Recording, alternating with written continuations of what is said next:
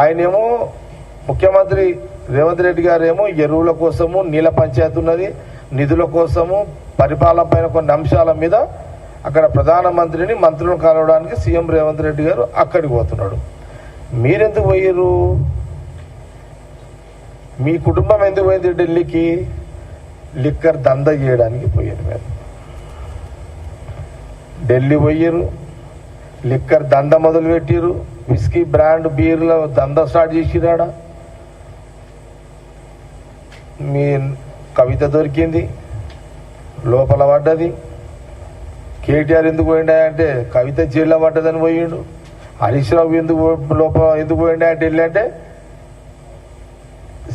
ED ఆఫీస్కి పోయారు. మీ తీరేమో నాయన ఆడ ఈడీ ఆఫీసులో చుట్టూ ఆడికి ఏమైనా పోయిండా?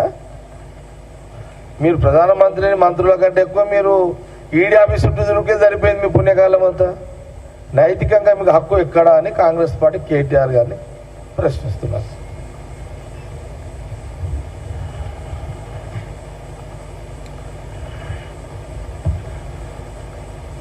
వాస్తవానికి కూడా కేటీఆర్కి స్ట్రోక్ దాకింది మొత్తం. ఎవరిది? కవితది. ఏదన్నా తట్టుకోవచ్చు భయ్, ఇంటి పంచాయతీ ఎవడు తట్టుకోలేడు. అది పెళ్ళాం కానీ, చెల్లెలు కానీ, అక్క కానీ, ఆడు బామ్మర్ది కానీ. ఈ ఇంటి స్ట్రోకులు మహా డేంజర్ ఇవి. ఇప్పుడు కవిత ఒక దిక్కు స్ట్రోక్, హరీష్ రావుది ఒక దిక్కు స్ట్రోక్ ఉంటుంది.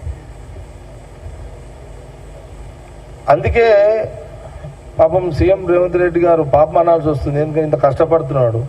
ఇక ఆడిపోయినప్పుడు మా నాయకులను కలవాల్సిందే కదా. మాకు అదే కదా మెయిన్. కాంగ్రెస్ పార్టీకి మాకు పుట్టినీళ్ళు ఢిల్లీ కదా, మా పుట్టినీళ్ళు. మీది గల్లీ కాదు కదా, మా పుట్టినీళ్ళు కాంగ్రెస్, మాకు ఢిల్లీ కదా.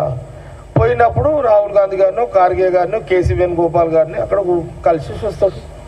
అదొక బాధ్యత. అది కాంగ్రెస్ ముఖ్యమంత్రి కాబట్టి ఇంకేం పెద్ద దీని మీద విమర్శలేం పెద్ద అవసరం ఏమొచ్చింది. అది చదువు ఇది అయింది.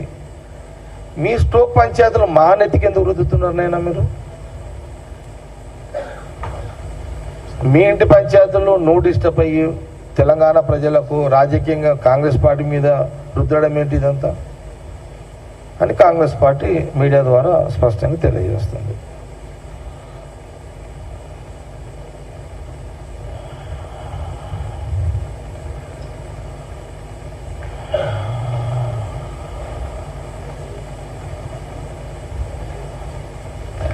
ఇప్పుడు నేను ఇంకో మాట చెప్తున్నా.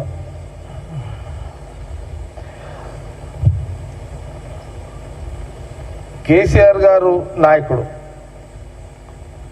మేమెవరం కూడా దాన్ని ప్రశ్నించాం. Big personality, no doubt.